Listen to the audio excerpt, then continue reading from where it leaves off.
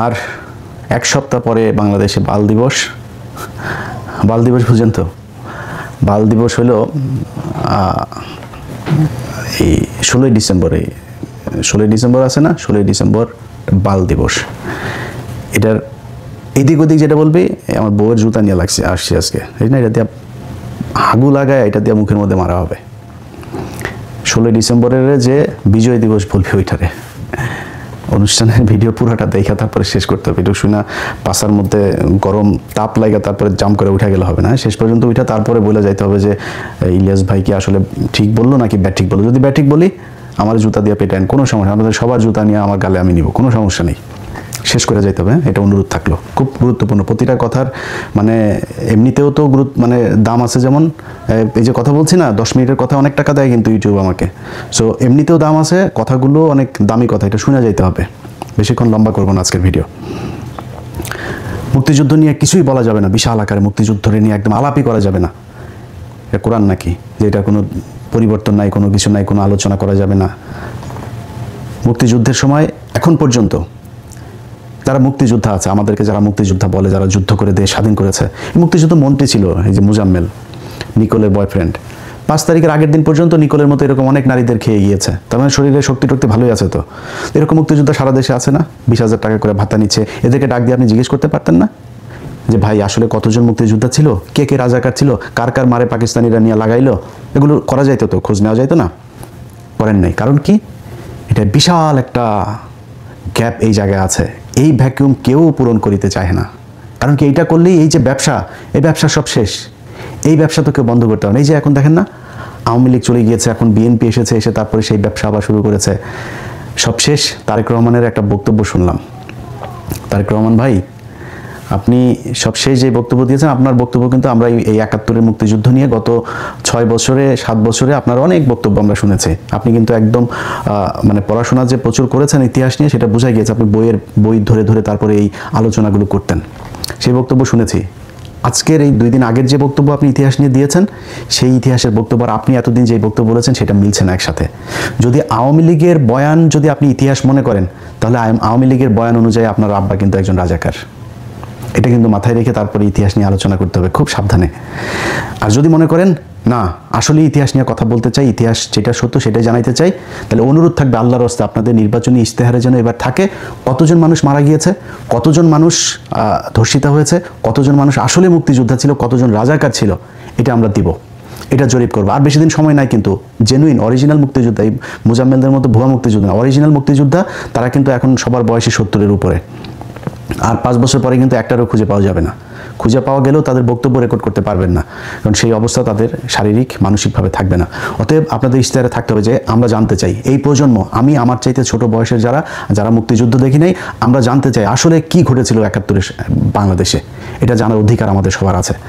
এখন যদি আওয়ামী লীগের বয়ান দিয়ে যদি চালাইতে চান, খুব খেয়াল করে তারপরে সামনে পা ফেলতে হবে। কিন্তু ধরেন এই পৃথিবীর ভেতরে ধরেন একটা দেশ বলেন, এক্সেপ্ট এই আপনার মিডল ইস্ট, যেসব আর চীনের মতো যেসব দেশে রাজতন্ত্র, একনায়কতন্ত্র, কমিউনিস্ট, এই টাইপের দেশটাই যেগুলি আছে, এর বাইরে যেখানে গণতন্ত্রের প্র্যাকটিস আছে, পৃথিবীর এমন কোনো দেশ দেখাইতে পারবেন না যেই দেশে অ্যাট এ টাইমে প্যারালালি 3টা পলিটিক্যাল দল এক্সিস্ট করে।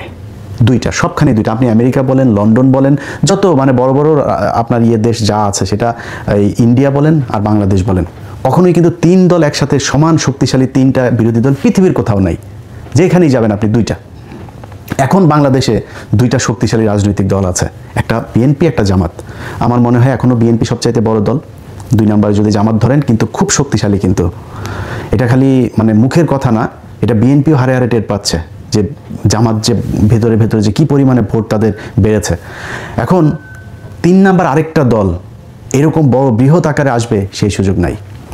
যদি আসে সেটা বিএনপি আসবে। যদি বিএনপি মনে করে যে 71-এর সেই আওয়ামী বয়ান নিয়েই আসবে, তাহলে বিএনপির মোড়কে কিন্তু আওয়ামী লীগ চলে আসবে।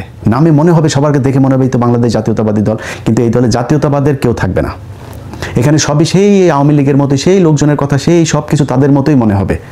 আর সেটা যদি তারেক রহমানের বক্তব্যটাও যদি সেরকম হয়, তাহলে তার কিছু বলার নেই।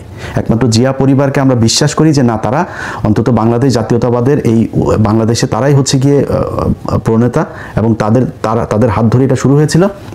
তাদের এই পরিবার যতদিন থাকবে বাংলাদেশ জাতীয়তাবাদ এটা থাকবে। এখন বাঙালি জাতীয়তাবাদে যদি আপনি যাইতে চান, সেটা আবার ওইটা কিন্তু আওয়ামী লীগের হয়ে যাবে। তখন নামে থাকবে হয়তো বিএনপি। আওয়ামী লীগের ইতিহাস বাংলাদেশে শেষ, এটা মনে মনে আপনাকে বেঁচে রাখতে হবে। সব শেষ। শেখ হাসিনার কথা আপনারা টেলিগ্রামে যারা শুনেছেন যে এখন আমাদের আর কি করা, আমাদের আর করণীয় না, আমাদের গেরিলা হামলা করতে হবে, মানে বক্তব্য বুঝেছেন তো যে তার হাতে আর কোনো কিছু করার নাই। আন্তর্জাতিক বলেন, জাতীয় বলেন, সবখানে তাদের দেখা শেষ। এই দেশের মানুষও তাদের কথা এখন কেউ নেমে আসবে না। সো 2-4টা ভাঙচুর জ্বালাও পোড়াও করতে পারেন, করলে আবার মামলা খাবেন। এই রাস্তা তো আপনারা দেখিয়ে দিয়ে গেছেন। একটা হবে 1200 মানুষের নামে মামলা হবে, মুরগির উপর বোমা মারার মামলা করেছেন না। সো এই রাস্তা তো আপনারা দেখিয়ে গিয়েছেন, পুলিশকে সেই ইকুইপমেন্ট দিয়ে গিয়েছেন। আড়িপাতারিয়ে এখন স্বরাষ্ট্র উপদেষ্টা সরাসরি বলে আড়িপাতা হবে। আপনারা এগুলো করে খুব বেশি সুযোগ সুবিধা নিতে পারবেন না। সো বিএনপি জামাতের জায়গায় থাকবে। জামাত যেহেতু উঠে গিয়েছে, জামাত এখান থেকে উপরে উঠবে, নিচে নামবে না। তো এখন আপনারা কারা থাকবেন? বাংলাদেশ জাতীয়তাবাদ থাকবেন না বাঙালি জাতীয়তাবাদ থাকবেন? সেটা হচ্ছে আপনাদেরকে ডিসাইড করতে হবে। যাই হোক, বিএনপিকে খুব বেশি নসিহত করতে চাই না, বিএনপির নিজস্ব ব্যাপার। বিএনপিকে নিয়ে কথা বললে আবার বিএনপি আবার আমাদের জামাত বানায় দিবে, যেখানে ভাই আপনাদেরকে অবমূল্যায়ন করে ছোট করে কথা বলার মতো সুযোগ নাই। অনেকে বিশাল গ্যাঞ্জাম বাঁধাইতে চাচ্ছে আমাদের আর বিএনপির মাঝখানে, আমাদের দিয়ে সেটা পারবেন না। কারণ হচ্ছে কি, কারণ এই বিএনপি তো গত 15 বছরে তারা জীবন দিয়েছে, তাদের পার্টির লোক গুম হয়েছে, তারা জেলে ছিল। এই পুরো দলটারে একদম যা মনে চায় তাই বলবেন, এটা বলা আমার এত দুঃসাহস হয় না, যে কারণে খুব বেশি বুঝাইলাম না। বাট সামনের দিনগুলোতে খুব সাবধানে পা চলতে হবে। মনে করেন জামাত ইসলাম ক্ষমতায় আসলো, আওয়ামী লীগ যা করেছে এই বিএনপির উপরে, জামাত ইসলাম সেটা কোনোদিনও করবে না। করলে আমরা ছেড়ে দেবো না তো, যে জামাত এসে বিএনপির গুম করবে, খুন করবে, বিএনপির একদম বিরোধী দল নিশ্চিহ্ন করে ফেলবে, জামাত আমরা ছেড়ে দেবো নাকি? কিন্তু যদি আওয়ামী লীগকে আবার আনেন, আম এবং ছালা দুটাই যাবে। এবার আসল আলোচনায় আসি। আজকে আমার এই বাম সাইডে আমার বউয়ের জুতা দেখাইছি না আগে, এই জুতাটার পাশাপাশি আরও একটা জিনিস আমার কাছে এনে রেখেছে, এটাও আপনাদের একটু দেখায় তারপরে অনুষ্ঠান শেষ করব। আজকে পিনাকিদার মতো আমার এডিটর সাহেবদেরকে একটু বলবো যে একটু কাজ করতে। এটা হচ্ছে আমাদের আপনার অরক্ষিত স্বাধীনতায় পরাধীনতা, এটা মনে লেখাটা উল্টা দেখাবে যেহেতু ভিডিওতে।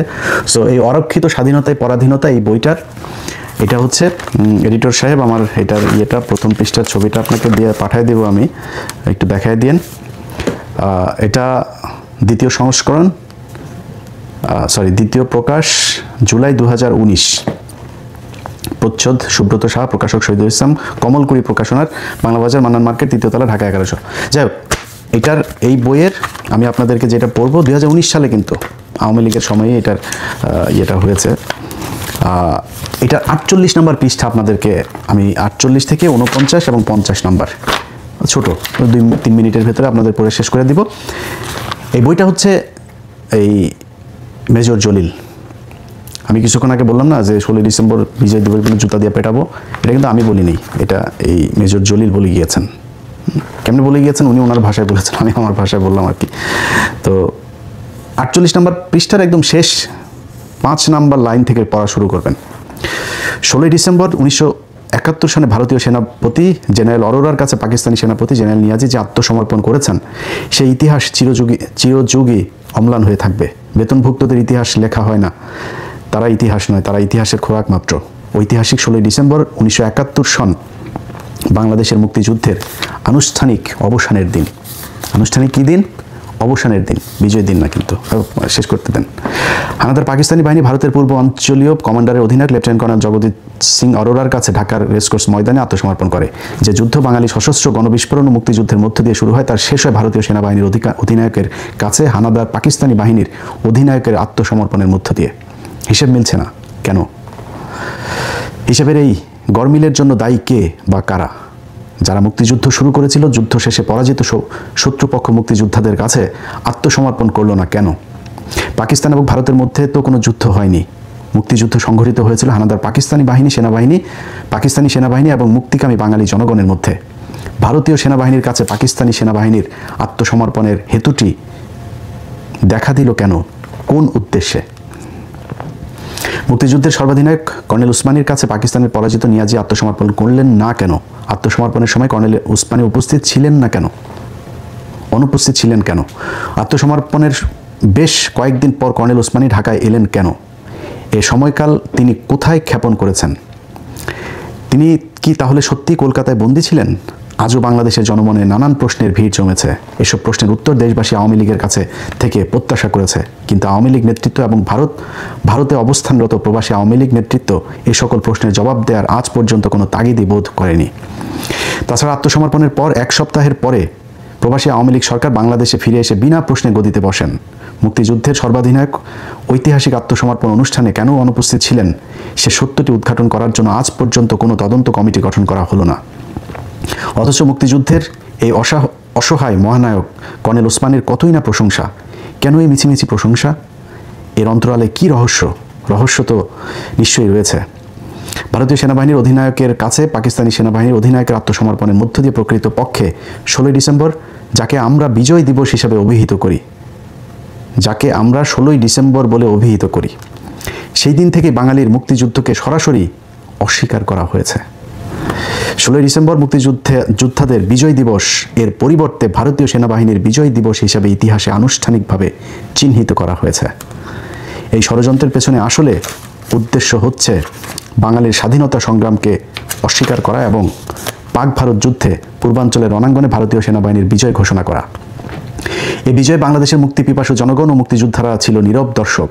আওয়ামী লীগ নেতৃত্ব ছিল বিনয়ী তাবেদার এবং কর্নেল ওসমানী ছিলেন অসহায় বন্দী। এ যেন ছিল ভারতের বাংলাদেশ বিজয় এবং আওয়ামী লীগ সরকার এ নববিজিত ভারত ভূমির যোগ্য লিজ গ্রহণকারী সত্তা। সুতরাং যেমন সত্তা তেমনি তার শর্ত। আর যায় কোথায়? এ তো গেল 16ই ডিসেম্বরের সম্পর্কে কিছু কথা। অনুরূপভাবে 17ই ডিসেম্বর তারিখে খুলনায় সার্কিট হাউস ময়দানে পাকিস্তান সেনাবাহিনীর আনুষ্ঠানিক আত্মসমর্পণ পর্ব অনুষ্ঠিত হয়। নবম সেক্টরের অধিপতি হিসাবে আমি সেখানে উপস্থিত থাকলেও ভারতীয় সেনাবাহিনীর কর্তৃপক্ষ আমাকে একরকম জোর করেই পেছনের সারিতে ফেলে দেয়। বারবার প্রচেষ্টা চালানো সত্ত্বেও আমাকে সামনে আসতেই দেওয়া হলো না। আমার প্রতিপক্ষ ভারতীয় সেনাবাহিনীর মেজর জেনারেল দলবীর সিংকে দিয়েই সেই আত্মসমর্পণের নেতৃত্ব বজায় রাখা হয়। অথচ দলবীর সিংয়ের অধীনস্থ সৈন্যরা যুদ্ধক্ষেত্রে সবসময় আমার বাহিনীর অনেক পেছনে অবস্থান করত। মুক্তিযোদ্ধাদের দীর্ঘ 9টি মাসের অসীম ত্যাগ, তিতিক্ষা আর আত্মাহুতির মধ্য দিয়ে রচিত বিজয় পর্ব এভাবে ভারতীয় শত্রু চক্র দ্বারা লুণ্ঠিত হয়ে যায়। সংগ্রামী লড়াকু বাঙালি জাতি প্রাণপণ যুদ্ধ করেও যেন বিজয় হতে পারল না, পারল কেবল অপরের করুণায় বিজয় বোধ দূর করে অনুভব করতে। বিজয়ের সরাসরি স্বাদ থেকে কেবল বাঙালি জাতি বঞ্চিত হলো না, বঞ্চিত হলো প্রকৃত স্বাধীনতা থেকেই। সুতরাং সেই বঞ্চনাকারীদের কবল থেকে বঞ্চিতদের ন্যায্য পাওনা আদায় করার লক্ষ্যে আরেকটি প্রকৃত মুক্তিযুদ্ধের প্রয়োজন কি এখনো রয়ে যায়নি? এবার শুরুতেই যেই জুতাটা দেখাইছি না, এই পৃষ্ঠা পড়ার পরে কে জুতা খাইতে চাস আর কে জুতা মারতে চাস এটা আমার জানাইস। এই যে বইটা পড়লাম, এই বইটা একজন সেক্টর কমান্ডার, অনেক এই ভারতীয় চক্র এরা বলে থাকে যে 16ই ডিসেম্বর বাংলাদেশের সব সেক্টর কমান্ডাররা, মেজর জিয়া, তারপরে এই আপনার কর্নেল ওসমানী যিনি সর্বাধিনায়ক ছিলেন, তারপর ওইদিকে তাজউদ্দিন এরা ওরা থাকলেও বুঝতাম ওরা আমাদের দেশের লোক, সবাই নাকি আসতে পারেনি, অনেক দূরে দূরে ছিল। মেজর জলিল লিখে গিয়েছেন যে 17 তারিখ এই 16ই ডিসেম্বর ঢাকাতে যেটা রেসকোর্স ময়দানে হয়, 17 তারিখ খুলনা নবম সেক্টর, যেটা সবচাইতে বৃহৎ সেক্টর 1971 সালের, ওই সেক্টরের অধিনায়ক ছিল মেজর জলিল। তিনি ওখানে ছিলেন, তো ওই অধিনায়ক হিসেবে ওইখানে তার নেতৃত্ব দেওয়ার কথা না, তার পেছনের সারিতে ধাক্কায় ফেলাই দিয়েছে। এটা হচ্ছে আমাদের বিজয়। মেজর জলিল লিখে দিয়ে গিয়েছেন আরেকটা বিজয় দিবস আমাদের প্রয়োজন, লিখেছেন না, সব শেষ লাইনটা পড়লাম না, আবার পেছনে ঘুরে শুনেন। সেটা হচ্ছে 5ই আগস্ট। এই কারণে 5 আগস্ট আমাদের বিজয় দিবস।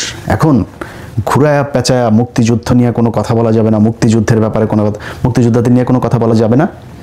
তাইলে মেজর ডালিম কই, কর্নেল হুদা কই, কর্নেল নূর কই, কর্নেল